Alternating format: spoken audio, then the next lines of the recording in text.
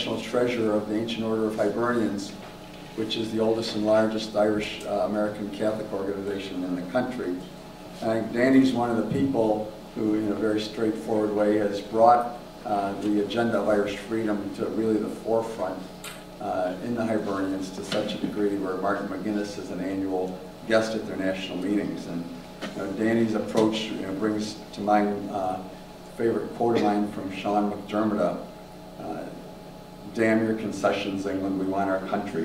So please welcome a great advocate for Irish freedom, Danny O'Connell from Youngstown.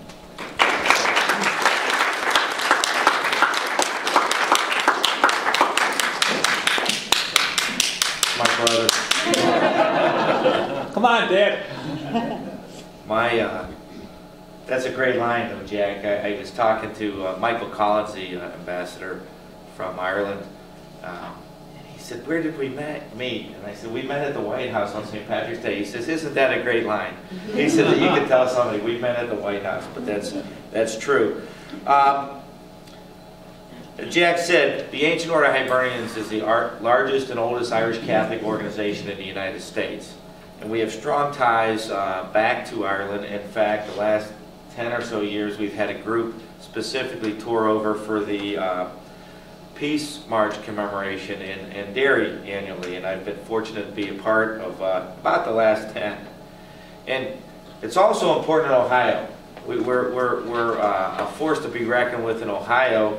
And I think just looking around the room here as we began, I noticed we've got 4 of our state officers here. Michael Coleman from Columbus is our Freedom for Ireland chairman.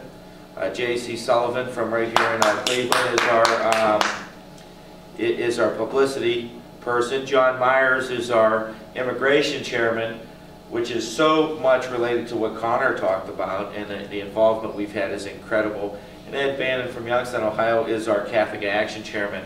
And I didn't expect when I walked in here that we were going to have 4 state officers, but I think that tells you where a United Ireland stands with the Ancient Order Hibernians and what we can do as we move forward.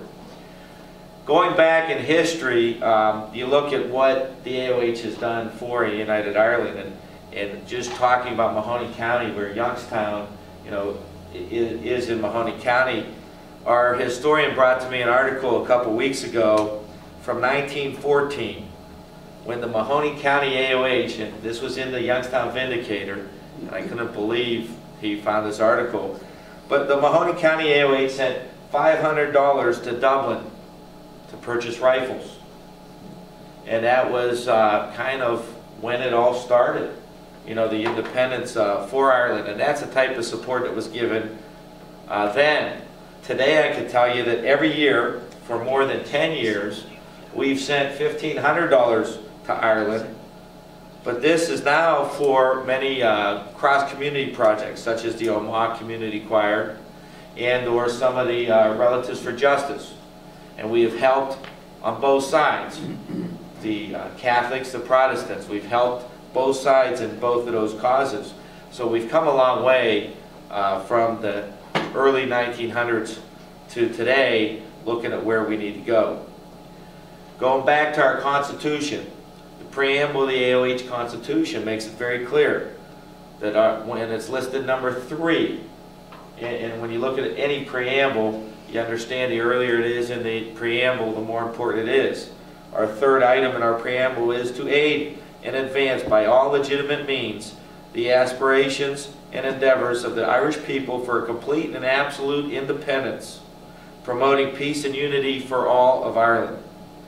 We go on to talk about fostering the ideas and perpetuate the history and traditions of the Irish people. And the 5th one is to promote Irish culture.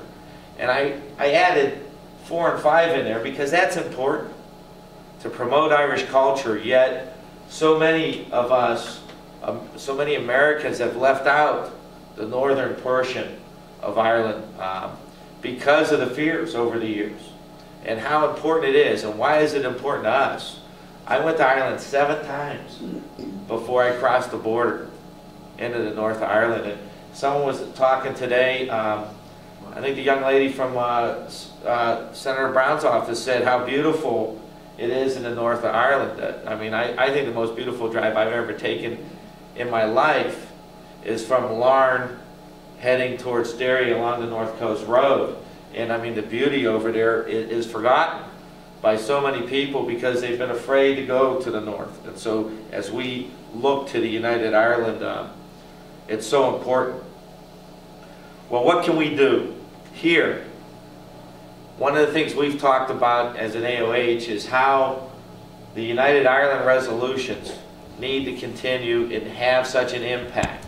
And when history is done, I'm convinced that we're going to look back and the United Ireland resolutions are going to be as important to where we're going in our future as the McBride Principles, which started out very much the same way. And I don't know that everyone here in the room knows this, but the very first United Ireland resolution was passed by many of you in this room in 2006 right here in Cleveland, Ohio. And this resolution has been our benchmark, and I know Kathy and Jack were involved in this instrumentally, in getting Cleveland, Ohio the first one. So when it's all said and done and people look back and say, what did the United States do? What did the Irish diaspora do? Well, we helped by showing that not just our clubs and our groups, the West Side Irish, East Side Irish, the Ancient Order Hibernians, were in favor of it. We got the city of Cleveland behind it. We got Philadelphia behind it. We got states behind it. And all started right here in Cleveland, Ohio. And this small group of people was actually pretty large when you think that the Cleveland Browns are on the television in the back room. So it's not quite as big as that Notre Dame game was in Dublin last week. But that's what it's all about. And what we're here to ask you to do today is continue what you're doing. I mean, Cleveland's taken a leadership role.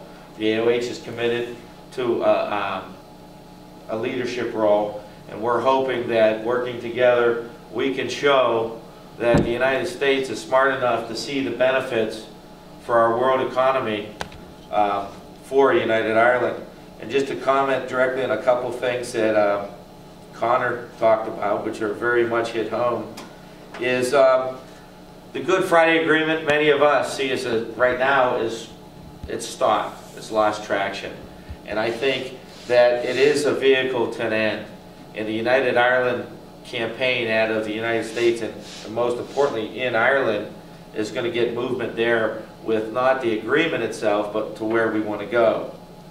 The two currencies that you mentioned, you know, and the euro was such a great idea for Europe, but one group said, no, we're above that, we're not with you, we are the crown, and that one group refused to take the euro.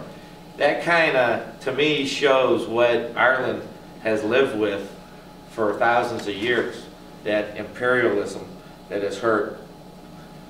Talking about the police force. I spent a lot of time with the Armagh Community Youth Choir. They came to Youngstown a few years ago. We visited them in Armagh on several occasions. And a year ago we were there, and the choir actually came and sang to our group in a little pub. And 2 weeks later, Ronan Kerr was killed. And Ronan Kerr, if you don't remember, was a Catholic member of the police force who was killed for basically being a Catholic who decided to do what was right, what Conor and other leaders in Ireland were asking him to do, get involved with the police force. So I point that out, more importantly, to understand, so we can understand the challenge that Conor and other politicians and leaders in Ireland face.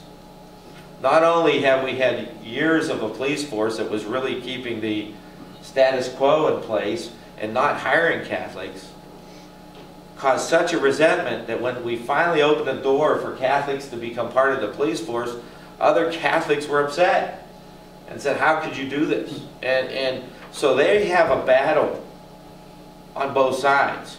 And what we can do is, and we're not always going to agree. We don't agree with everything politically with any individual group. But what we have to understand is that when this group came out and said, we're going to build an Ireland equals, they truly meant it. And as they've opened that door, they have people that want that ultimate end, a united Ireland, that are working against them.